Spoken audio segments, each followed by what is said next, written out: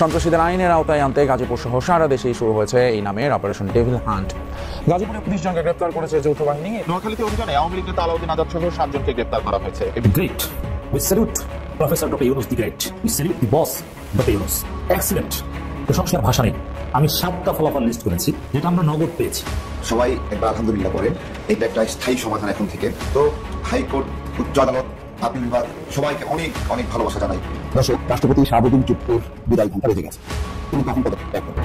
শয়তান শিকারে নেমেছে সরকার। দেশ জুড়ে পাতা হচ্ছে সুপরিকল্পিত ফাঁদ, আর সেই ফাঁদেই আটকে যাচ্ছে দেশের আনাচে কানাচে লুকিয়ে থাকা ডেভিল। একজন ডিআইজি, একজন অতিরিক্ত ডিআইজি এবং 3 জন পুলিশ সুপারকে গ্রেপ্তারের বিষয়টি এখন পর্যন্ত আমরা নিশ্চিত হতে পেরেছি। এবং এক রাতে আওয়ামী লীগ ঠান্ডা হয়ে গিয়েছে। এক রাতের মধ্যে আওয়ামী লীগের সব পিছন থেকে ঢুকে একদম মুখ থেকে বের হয়ে যাচ্ছে। 82 জন যখন গ্রেপ্তার করেছে শুধুমাত্র একটি অঞ্চল থেকে, গাজীপুর থেকে। আসসালামু আলাইকুম দর্শক, নতুন একটা নিউজে আপনাকে স্বাগতম। প্রিয় দর্শক, দেশ জুড়ে চলা operation devil hunt, Awami League নেতাকর্মীদের আটকের ঘটনা, নতুন করে রাষ্ট্রপতি শাহাবুদ্দিন চুপ্পুর পদত্যাগের ইস্যু এবং সারা দেশে উত্তেজনাময় রাজনৈতিক ঘটনা ও প্রেক্ষাপট নিয়ে করা আমাদের আজকের ভিডিওটি খুবই গুরুত্বপূর্ণ। ভিডিওটি শুরু থেকে শেষ পর্যন্ত ধৈর্য সহকারে দেখে একটি লাইক দিয়ে সবাইকে শেয়ার করে দিন। আমাদের চ্যানেলে নতুন হলে চ্যানেলটি সাবস্ক্রাইব করে পাশে থাকা বেল আইকনে ক্লিক করে রাখুন। আমাদের ভিডিওটি আপনি বাংলাদেশের কোন জেলায় বসে দেখছেন বা শুনছেন সেটি অবশ্যই কমেন্ট বক্সে কমেন্ট করে জানিয়ে দিতে ভুলবেন না। চলুন আর কথা না বাড়িয়ে ভিডিওটিতে একটি লাইক দিয়ে ধারাবাহিকভাবে আজকের বিস্তারিত খবরগুলো দেখে আসি। নোয়াখালীতে অভিযানে আওয়ামী লীগ নেতা আলাউদ্দিন আজাদ সহ ৭ জনকে গ্রেপ্তার করা হয়েছে। এই বিষয়ে আরো জানাতে নোয়াখালী থেকে যোগ দিয়েছেন সহকর্মী আবু নাসের। আবু নাসের, ৭ জনকে গ্রেপ্তারের কথা ইতিমধ্যে আমরা শুনেছি। এই অভিযানটির বিষয়ে আর কি তথ্য আছে আপনার কাছে? এই বিষয়ে কথা হয়েছে আমার সাথে হাতিয়া থানা ভারপ্রাপ্ত কর্মকর্তার সাথে। তিনি জানিয়েছেন যে মূলত অভিযানটি গতকাল রাত 10টার পর থেকে চালানো হয় আজ ভোর পর্যন্ত, এবং এই অভিযানে নৌবাহিনী, কোস্টগার্ড, নৌ পুলিশ এবং থানা পুলিশ যৌথভাবে অর্থাৎ সমন্বিতভাবে তারা অংশগ্রহণ করে। এবং এই যৌথ অভিযানের মধ্য দিয়ে যাদেরকে গ্রেপ্তার করা হয়েছে তাদের মধ্যে একজন আলাউদ্দিন আজাদ, তিনি হাতিয়ার চরেশ্বর ইউনিয়ন পরিষদের সাবেক চেয়ারম্যান এবং চরেশ্বর ইউনিয়ন আওয়ামী লীগের সভাপতি।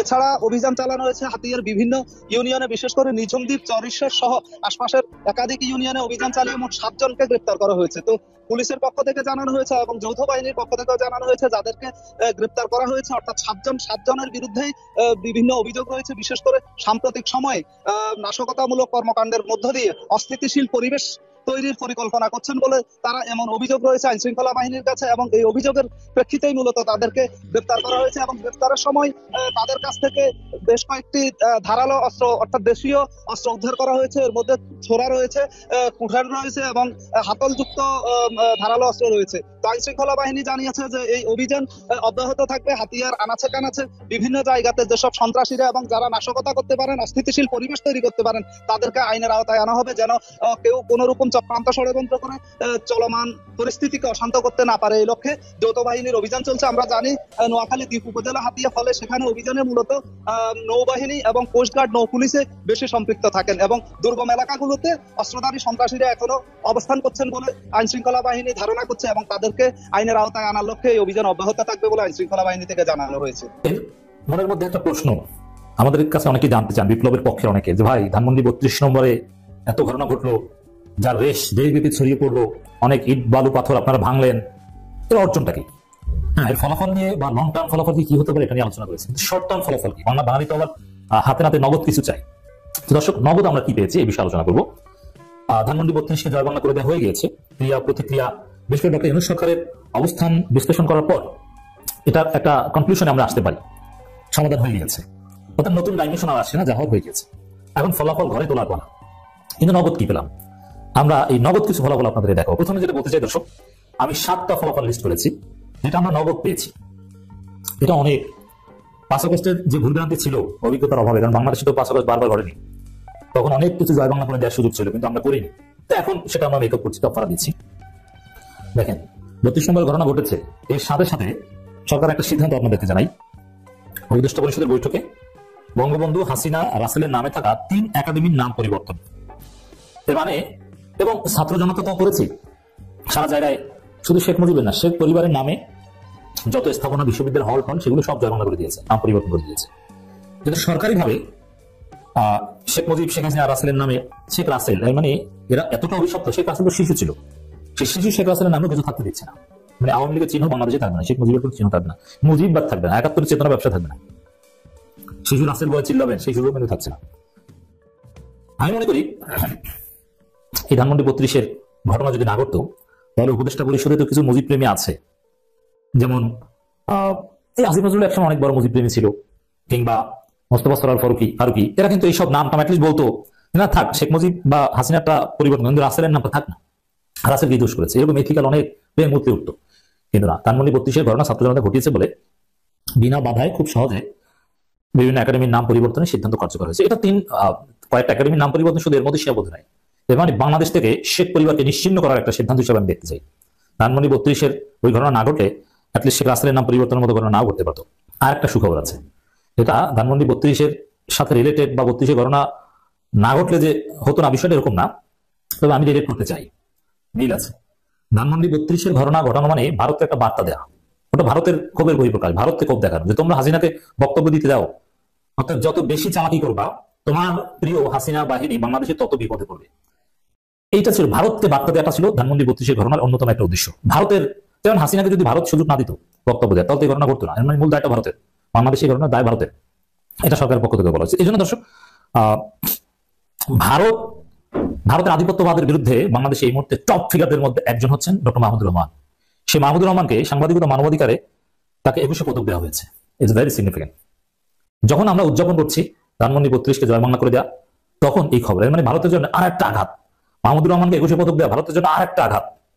ধানমন্ডি 32 আঘাত, মাহমুদুর রহমানকে 21 পদক দেওয়া আর আঘাত। এক রাতে আওয়ামী লীগ ঠান্ডা হয়ে গিয়েছে, এক রাতের মধ্যে আওয়ামী লীগের সব পিছন থেকে ঢুকে একদম মুখ থেকে বের হয়ে যাচ্ছে। 82 জন যখন গ্রেপ্তার করেছে শুধুমাত্র একটি অঞ্চল থেকে, গাজীপুর থেকে, তখন ডেভিলগুলো এখন পাহাড়ে পর্বতে নদীতে নালায় গর্তের মধ্যে পালানোর জন্য আওয়ামী লীগের লোকেরা হন্যে হয়ে ঘুরে বেড়াচ্ছে এই ডেভিলদেরকে এক রাতে যেভাবে শায়েস্তা করেছেন। যদি এরকম 365 দিন চালাতে পারেন দেখবেন সব ডেভিল একদম পিছন থেকে ঢুকবে, সামনে থেকে বের হয়ে পালাতে একদম দেশ থেকে হারিয়ে যাবে। এই কাজ যেন অব্যাহত রাখে এবং এই কাজগুলো পরিচালনা করতে আপনাকে অনুরোধ করছি। আওয়ামী লীগের কোন উচ্চ পর্যায়ের আগের যত অফিসার কিংবা ভিন্ন দালাল সুশীল ভাব, এই সুশীলগুলো দিয়ে এই কাজ পরিচালনা করবেন না। এই কাজ পরিচালনা করবেন ডাইরেক্ট যারা ক্ষতিগ্রস্ত হয়েছে, যাদেরকে আওয়ামী লীগ চাকরি থেকে বিচ্যুত করেছে, যাদের বেতন বন্ধ রেখেছে, যাদেরকে অন্যায়ভাবে অত্যাচারিত করে চাকরি থেকে বিতাড়িত করেছে, ওই সকল পুলিশ অফিসারদেরকে সামনে এনে তাদের মাধ্যমে ডেভিল নিধন করতে হবে। সুশীল দিয়ে কোনো ডেভিল নিধন হবে না। অতএব সুশীলগিরি চলবে না, ডাইরেক্ট করতে হবে। এবং ডাইরেক্ট যদি ওদেরকে রাস্তাবোধ করা যায়, বাংলাদেশে এই ডেভিল ধ্বংস হয়ে যাবে। আমার বিশ্বাস কয়েকটা দিন একটু গরম হন, কয়েকটা দিন একটু শক্তি প্রয়োগ করুন, কয়েকটা দিন একটু জাতির সামনে দেখান যে আপনারা কিছু করতে পারেন। বাংলাদেশের সমগ্র জনতা আপনাদের সাথে আছে। আপনাদের ভয়ের কি? 5ই আগস্ট আপনাদেরকে ম্যান্ডেট দিয়ে দিয়েছি, যেভাবে খুশি সেভাবে চালান, কিন্তু ডেভিলদেরকে ধ্বংস করুন, তাহলেই আপনার ক্ষমতা মজবুত হবে, আগামীর গণতন্ত্র সুপ্রশস্ত হবে। শুধু গাজীপুর থেকে 82 জন ডেভিলকে গ্রেফতার করেছে বর্তমান যে যৌথ বাহিনী রয়েছে তারা। যৌথ বাহিনীর সিদ্ধান্ত হচ্ছে বাংলাদেশের কোনো পথে প্রান্তরে, অলিতে গলিতে, রাস্তাঘাটে, পাড়ায় মহল্লায়, বিল্ডিং এ, মসজিদে কিংবা মন্দিরে আশেপাশে কোনো ডেভিল লুকিয়ে থাকতে পারবে না। এবারের যুদ্ধটা হচ্ছে ডেভিলদের বিরুদ্ধে তথা শয়তানের বিরুদ্ধে, যারা বাংলাদেশকে ধ্বংস করতে চায়, বাংলাদেশের মাটি ও মানুষকে অশান্তিতে রাখতে চায়। সে যে দলের হোক, যে মতের হোক, যে আদর্শের হোক, ওই সকল ডেভিলদেরকে গ্রেপ্তার করে আইনের আওতায় এনে বাংলাদেশকে শান্ত করা। আপনারা জানেন যে গাজীপুরে বৈষম্য বিরোধী আন্দোলনের সাধারণ শিক্ষার্থীদের উপরে গত পরশুদিন সেখানের সাবেক মেয়রের নির্দেশ ক্রমে এবং আওয়ামী লীগের প্ররোচনা এবং পুলিশের সাবেক আইজি বেনজিরের সরাসরি নির্দেশনায় সেই জায়গায় বিশেষভাবে সংগঠিত হয়েছে একটি অপকর্ম, যেখানে সাধারণ শিক্ষার্থীদেরকে আঘাত করা হয়েছে। তাদের মধ্যে কেউ মৃত্যুর সাথে পাঞ্জা পর্যন্ত লড়ছে। বাংলাদেশের ছাত্র সমাজ ফুঁসে উঠেছিল। তারা 24 ঘন্টার মধ্যে গ্রেপ্তারের আলটিমেটাম দিয়ে বলেছে যদি সেটা করতে না পারে, ব্যর্থতার পরিচয় দেয়, তাহলে প্রয়োজনে এই প্রশাসনের বিরুদ্ধে লড়াই অব্যাহত রাখতে হবে। আমরা দেখেছি ইতিমধ্যেই গতকালকেই স্বরাষ্ট্র মন্ত্রণালয়ের পক্ষ থেকে আমাদের সম্মানিত স্বরাষ্ট্র উপদেষ্টা তিনি নির্দেশনা দিয়েছেন যে ডেভিল যেটা চালু করবেন, এই ডেভিলের অপারেশন ডেভিল নামে যে অপারেশন শুরু করেছেন, এটার মাধ্যমে সারা বাংলাদেশে একটি সরাসরি অভিযান শুরু হবে এবং সেটা গতকালকেই শুরু হয়েছে। আমি বিশ্বাস করি একটি জায়গা থেকেই এখন পর্যন্ত আমার জানা তথ্য মতে 82 জনকে শুধুমাত্র গতকালকেই গাজীপুরের আশপাশ থেকে গ্রেফতার করা হয়েছে। তার মানে এই ডেভিল এখন অ্যাকশন মুডে আছে এবং এই অ্যাকশন মুডের মধ্য থেকেই বাংলাদেশে আওয়ামী লীগের সকল ধরনের ষড়যন্ত্রবাদীদের মোকাবেলা করা হবে ইনশাআল্লাহ। বাংলাদেশের প্রত্যেকটি প্রান্তরে আমি গতকালকে বলেছিলাম ডেভিল আপনি কিভাবে চিনবেন, ডেভিল শনাক্তের সহজ উপায় কি, ডেভিল আসলে কারা আছে। প্রথম যে আপনি ফর্মুলাটা ব্যবহার করবেন সেটা হচ্ছে গত 16 বছর যেই আওয়ামী লীগ এই বাংলাদেশকে অশান্তিতে রেখেছে এবং অশান্তি থেকে মুক্তির জন্য 5ই আগস্ট যে বিজয় হয়েছে, এই আগস্টের বিজয়ে যারা অংশগ্রহণ করেছে তারা হচ্ছে দেশপ্রেমিক। বিজয়টার বিরুদ্ধে অবস্থান করে চোর ডাকাত ফেসিবাদের পক্ষে যারা ছিল তারাই হচ্ছে ডেভিলের আজকের মূল নায়ক এবং কারিগর। এখন এই ডেভিলগুলোকে শনাক্ত করতে হবে, তালিকা করতে হবে।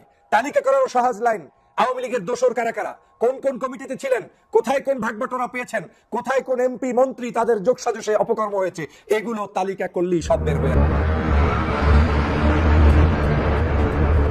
শয়তান শিকারে নেমেছে সরকার, দেশ জুড়ে পাতা হচ্ছে সুপরিকল্পিত ফাঁদ, আর সেই ফাঁদেই আটকে যাচ্ছে দেশের আনাচে কানাচে লুকিয়ে থাকা ডেভিল।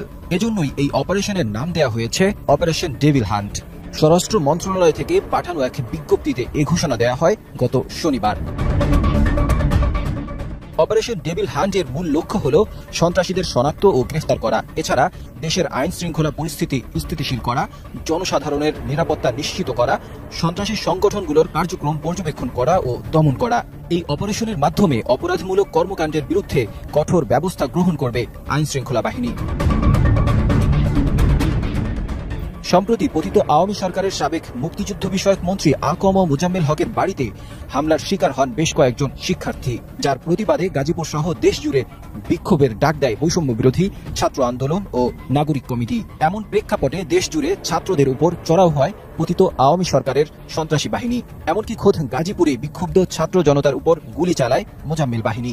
রাস্তা দিয়ে একটা বাইক চলে গেছিল, আমরা যেহেতু অপোজিটে দাঁড়াইছিলাম এবং আমার পাশেই মুহাসের ভাই ছিল, বাইকটা রানিয়ে চলে গেছিল এবং ফায়ার করছিল।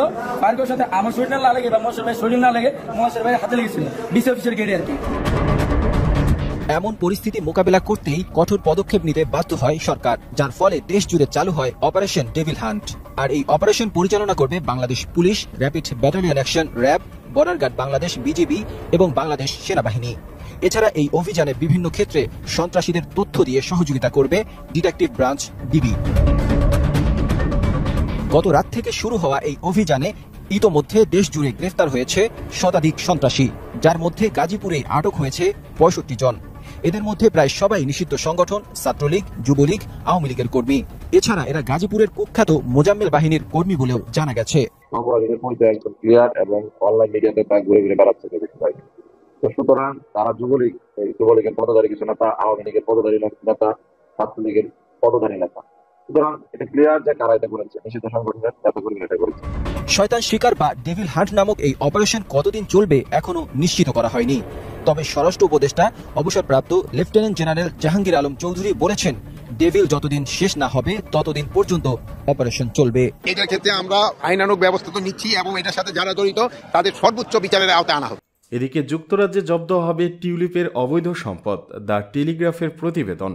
স্বৈরাচার শেখ হাসিনার শাসনামলে বাংলাদেশ থেকে যে হাজার হাজার কোটি টাকা বিদেশে পাচার হয়েছে তা ফেরাতে কাজ করছে বাংলাদেশ। এরই অংশ হিসেবে টিউলিপ সিদ্দিকের অবৈধ সম্পদ জব্দ করা হবে বলে প্রতিশ্রুতি দিয়েছে ঢাকা। দুর্নীতি, অর্থ আত্মসাৎ এবং লন্ডনে উপহার বা 2টি ফ্ল্যাটের তথ্য গোপন করায় চাপের মুখে মন্ত্রিত্ব হারিয়েছেন যুক্তরাজ্যের সাবেক দুর্নীতি বিরোধী মন্ত্রী টিউলিপ সিদ্দিক। বাংলাদেশি কর্তৃপক্ষের বরাত দিয়ে রবিবার এই খবর জানিয়েছে ব্রিটিশ সংবাদ মাধ্যম দ্য টেলিগ্রাফ। সংবাদ মাধ্যমটি বলছে, বাংলাদেশ কর্মকর্তাদের জানিয়েছেন লন্ডনের টিউলিপের যে কোটি কোটি টাকার সম্পদের খোঁজ পাওয়া গেছে তা বাংলাদেশ থেকে পাচারকৃত অর্থে কেনা। বাংলাদেশ এরই মধ্যে টিউলিপ, তার খালা ও পরিবারের অন্যান্য সদস্যদের ব্যাপক দুর্নীতির তদন্তে বহু দেশের সঙ্গে যোগাযোগ করছে। টিউলিপ সিদ্দিক দীর্ঘদিন ধরে যুক্তরাজ্যে বসবাস করেন। তিনি দেশটির ক্ষমতাসীন লেবার পার্টির পার্লামেন্ট সদস্য বা এমপি। তিনি স্বৈরাচারী শেখ হাসিনার বোন শেখ রেহনার মেয়ে। টিউলিপ যুক্তরাজ্যের পার্লামেন্টের লেবার পার্টির একজন সদস্য এবং সিটি মিনিস্টার হিসেবে দায়িত্ব পালন করছিলেন। তবে বাংলাদেশে আওয়ামী লীগ ও শেখ পরিবারের দুর্নীতির সঙ্গে তার নাম উঠে আসার প্রেক্ষাপটে